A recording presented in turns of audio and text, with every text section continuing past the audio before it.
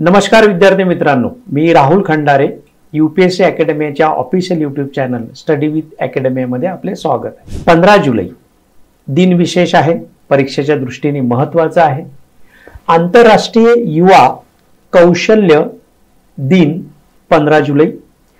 संयुक्त राष्ट्राने जे sustainable development गोल दिलेले आहे, आपण ज्याला SDG म्हणतो, ज्याचा SDG इंडेक्स मागच्या महिन्यात जो प्रकाशित झाला, ज्यामध्ये भारत हा 100च्या आतमध्ये आलेला आहे, जे आपण शेवटी त्यावर डिस्कस करणार आहे। या 15 जुलैच्या निमित्त, आंतरराष्ट्रीय युवा कौशल्य दिनाच्या निमित्त आपण सस्टेनेबल डेव्हलपमेंट गोलवरही चर्चा करणार आहे आणि भारताची काय स्थिती आहे ते पण आपण बघणार आहे।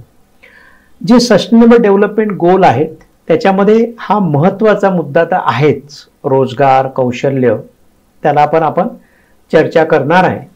आपण सध्या भारताची स्थिती काय ते बघूया। आपल्या देशात युवकांची संख्या सर्वाधिक आहे।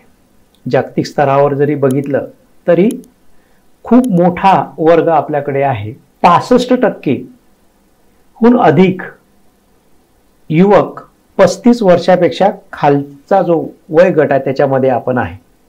पण कौशल्य जर आपण बघितलं तर जागतिक स्तरावर जे निर्देशांक आहेत, ज्याला आपण इंडेक्स म्हणतो, त्या इंडेक्समध्ये भारताची जी पोझिशन आहे ते फक्त 4.7% आहे।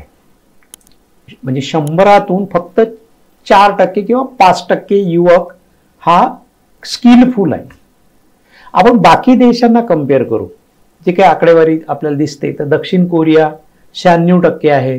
तुम्ही काही ठिकाणी जपानचं पण वाचलं असेल, जवळजवळ 98% आहे। जर्मनी युरोपचा देश आहे, 75% आहे। युक्रेन आहे। तर युवकांचं कौशल्य जे आहे, म्हणजे त्यांना काहीतरी स्किल आहे। आपल्या देशामध्ये मात्र सरकारचे काही त्या संदर्भातले काही एफर्ट आहेत, त्यावर आपण चर्चा करू। जसं आता स्किल डेव्हलपमेंटचं स्पेशल मंत्रालय स्थापन केलेलं आहे, नॅशनल स्किल डेव्हलपमेंट कौन्सिल्स आहेत। तर एकूणच आपण संयुक्त राष्ट्र संघाने जे सस्टेनेबल डेव्हलपमेंट गोल जे बनवलेले आहेत त्यावर एक चर्चा करू, कारण याला एक डिस्क्रिप्टिव्ह पॅटर्नला हा आलेला प्रश्न आहे, येतो पण।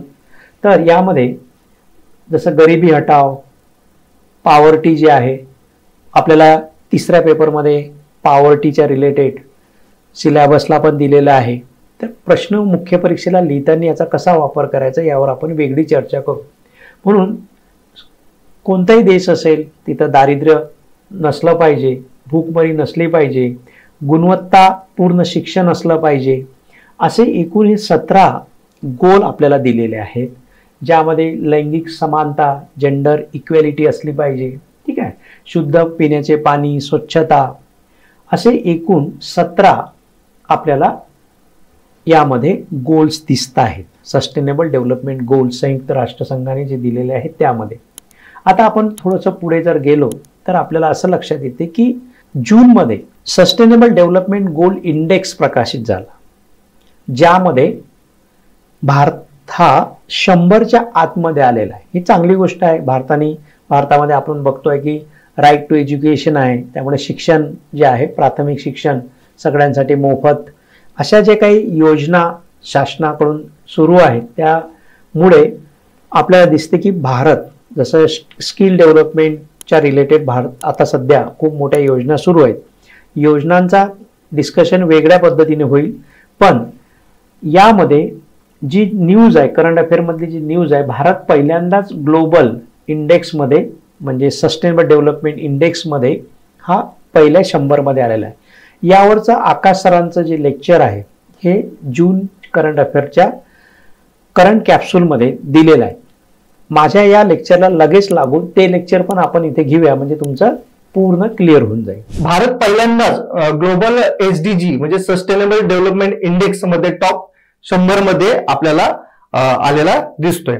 इथे पहिल्यांदाच हा वर्ड खूप इम्पॉर्टंट आहे राज्यसेवा किंवा अदर एक्झामच्या दृष्टिकोनातून, कारण की आपण बघतो की जिथे जिथे पहिल्यांदाच किंवा पहिल्यांदाच काहीतरी घडतंय किंवा पहिल्यांदा काहीतरी घडलंय या गोष्टींवर आयोगाचा कल दिसून येतो प्रश्न विचारण्याचा. त्या दृष्टिकोनातून पाहायला गेलं तर ही न्यूज खूप महत्वाची, कारण एक तर पहिल्यांदाच हा वर्ड इथे हायलाइट झालाय आणि त्यातही भारत आपल्या एसडीजी मध्ये पहिल्या 100 मध्ये येतोय, की या ज्या 100 मध्ये येत नव्हता तो, पण आता तो 100 मध्ये आलेला दिसतोय. तर भारत पहिल्यांदाच ग्लोबल एसडीजी इंडेक्स मध्ये टॉप 100 मध्ये आपल्याला दिसतोय. 2025च्या सस्टेनेबल डेव्हलपमेंट रिपोर्टनुसार भारताने पहिल्यांदाच टॉप 100 देशांमध्ये स्थान मिळवलं आहे आणि तो 167 देशांपैकी 99 स्थानावर आहे. 2024 मध्ये भारताचा क्रमांक किती होता, तर तो होता 109. त्यामुळे यंदाची भारताची कामगिरी ही लक्षणीयरित्या सुधारलेली आपल्याला दिसून येते. तर प्रश्न विचारताना असा स्टेटमेंट फॉर्मॅटमध्ये प्रश्न येऊ शकतो तुम्हाला की 2024 मध्ये भारताचा क्रमांक किती होता, तर तो होता 109 होता. ओके, आणि तो किती आणि आता जो भारताचा क्रमांक आहे तो किती देशांपैकी आहे, तर 167 देशांपैकी 99 स्थानावर भारत असलेला आपल्याला दिसून येतो. ठीक आहे, तर भारताचा जो एसडीजी स्कोर आहे तो आहे 100 पैकी 67, जो सलग वर्षानुवर्ष सुधारत आहे. अशी एक्झामच नाहीये राज्यसेवेची असो किंवा इतर एक्झाम असो, कॉम्पिटेटिव्ह एक्झाम, की ज्यामध्ये त्यातल्या राज्यसेवेची एक्झाम आपण घेऊया की ज्यामध्ये एसडीजी आणि एमडीजीवर क्वेश्चनच विचारला जात नाही. त्या दृष्टिकोनातून एसडीजीची ही जी न्यूज आहे ती खूप इम्पॉर्टंट आहे. ती प्री किंवा मेन्सला तुम्हाला यातून क्वेश्चन 100% रिफ्लेक्ट होताना तुम्हाला दिसून येईल. तर भारताचा जो एसडीजी स्कोर आपण बघितला तो 100 पैकी 67 आहे, जो वर्षानुवर्षे सुधारत आहे. तो स्टेटमेंट फॉर्मॅटमध्ये सहज येऊ शकतो की तुम्ही एसडीजी जो इंडेक्स आहे त्याचा जो स्कोर आहे तो भारताचा जो लक्षणीयरित्या सुधारताना दिसतोय की बिघडताना दिसतोय की खालवताना दिसतोय, असं स्टेटमेंट फॉर्म मध्ये क्वेश्चन येऊ शकतो. त्या दृष्टिकोनातून हा सुधारत आहे. पॉझिटिव्ह भारतासाठी ही न्यूज आपल्याला आहे बघता येते.